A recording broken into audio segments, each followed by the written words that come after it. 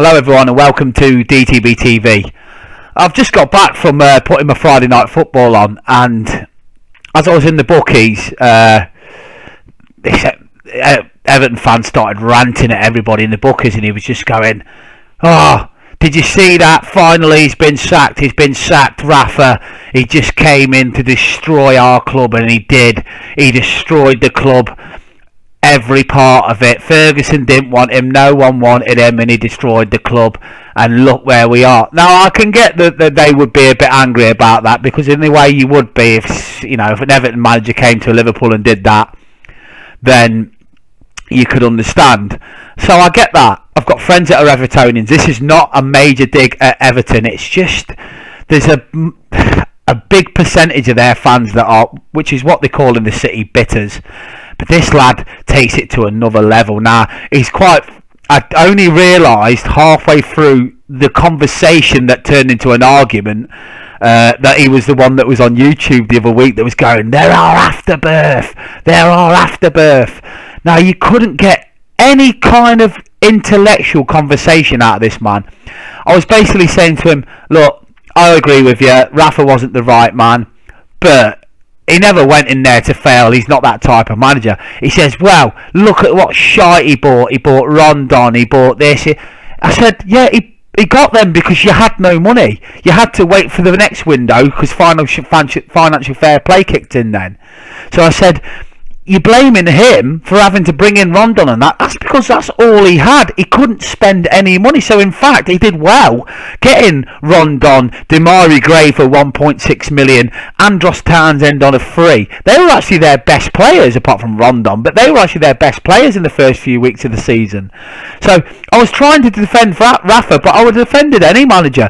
I feel sorry for any manager that goes to that place, because I tell you something now, the ones that I bump into, they're evil. They're actually kind of evil. I mean, they're toxic. I mean, so then he starts going on, because he sees me wearing my Liverpool gear. I've got my Liverpool tracky bottoms and that. He goes, "Yeah, and your shit, you're our afterbirth. You're the only fans that on Derby Day have to fly in." So it was a dig at our fans. And I said to him, I said, "You talk absolute shit, mate." I said, "Go on Google now when you get in your house and Google how many supporters clubs there is around the world that follow Everton. Norway, China, Asia, anywhere, America, Ireland, Northern Ireland. They're the same as any Premier League club. There is no Premier League club that doesn't have fans that fly over. Anybody that thinks that Everton are 100% scouse talk absolute crap. They're not. They have people flying in. When what's his name, Bill Kenwright, was being abused the other day by Evertonians, did you hear every one of them speaking scouse? No. There was one bloke that sounded like he was from London, other lads sounding like they were from down south as well, or Devonshire, and all, I can tell by their accent.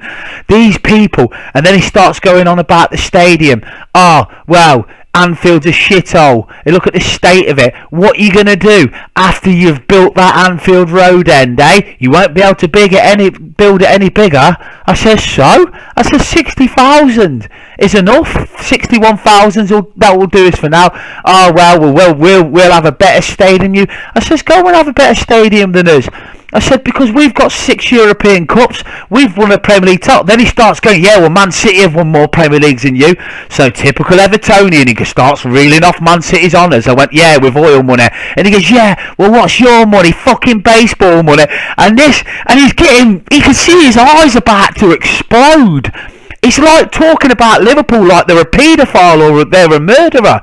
It's fucking unbelievable. And he starts going, "Yeah, if it wasn't for this, it wasn't for that." I said, "You can't just blame Rafa for you being shit for 27 years. I said, and then he goes, "Afterbirth, afterbirth," and that's when I clicked it. It was that bloke off the YouTube video that called Liverpool Afterbirth. So to him, our ground's absolutely shocking and it's falling to bits, which is absolutely fucking hilarious considering the fact Goodison is literally a shed, right? And for a fact that yeah, we're only, when we build that Anfield Road end, that's going to be it. It's like celebrating the fact we can only build that end for now. Yeah, whatever. So that was going on, and then the dig about the only local derby where we have to fly people in. This man actually thinks that no one flies in from anywhere for Everton games. Now, let me tell you now, I listen to TalkSport, I listen to it quite a lot, and BBC Radio 5 Live when they do the phone-ins. A guy actually said that when Rafa was doing one game, he walked out. I think it was a game they were 2-0 down to Liverpool. Yeah, it was. He just paid 10 grand to fly from Northern Ireland to come over with his 2 sons, and he left his 2 sons in the ground and walked out.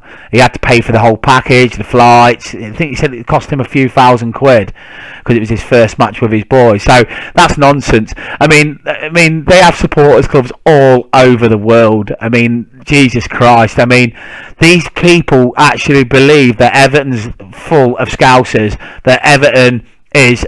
It's like they've got no trophies to throw at us, so they just throw anything at us. Heysel, always the victims. Not every one of the Everton fans do. I remember being back on a train from work once and getting abused by one of that. But there is in Liverpool as well. Liverpool have got their own fans that are like that as well. But they're just the ones I bump into seem to be the most evilest, bitterest fans. Now, I'm not a Scouser, so I actually never viewed the Everton game to me as the biggest game of the season. It was always Man United, because that to me, I've got the hatred that them Everton fans have got for Man U.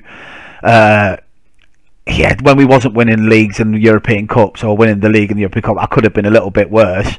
But that's because they just hated Man United. So I understand that they hate us.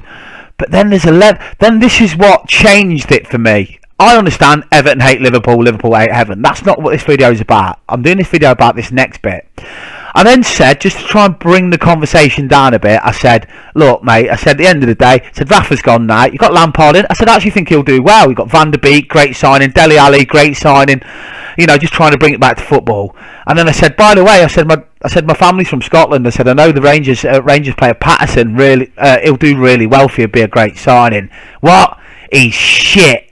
Absolute shit. I said, he's not even played for you yet. He said, yeah, well, if he can't play for Rangers in Scotland, then he's not good enough for us. I want him out now. And I'm thinking, you've just signed a player who was a young kid, a teenager, plays for Scotland as well. The reason he didn't play it right back for Rangers a lot was because Gerrard quite liked it and experience back for, but raved about Patterson all the time. He give him another year or two and we'll get him into the team. He's going to be a world player. He's going to be an absolute great right back. Rafa Benitez knows players. He knows how to sign good players when he's been given the funds, which is why he brought in Patterson, because he knows he's going to be the future Alan Hutton and all that, you know, sort of like that dynamic right back that Scotland's had for years. So, or better than Alan Hutton. But my point is, he was already going, oh, shite, this is shite. Patterson, don't want him at the club. Lampard he'll get a month, 2 months. If he doesn't win his first 2 or 3, they'll turn on him. And I'm thinking to myself, can you imagine walking into that club and that's what you're literally on borrowed time. Even managers being interviewed are on borrowed time before they've even took the fucking job. I mean, so I can't understand it. They are the most toxic supporters. Not all of them. Like I say, my best man at my wedding, Mikey, he's an Evertonian, and he can sit with him and talk about football all day. But there's some of them that are literally, like getting a taxi in Liverpool, what you say, you're red or blue, and straight away, you know straight away if he goes, I'm a blue mate, but I'm not a bitter. That's the first thing taxi drivers will say, I'm not a bitter, because they want to distance themselves from them. Some of these people that support that club are absolutely toxic, and I cannot believe, I mean, there's some of the abuse that, you know, they get, but I mean, to come and call a lad, a teenage kid that's not even kicked a ball for you yet, shy and not good enough for Everton, do you know what that tells me?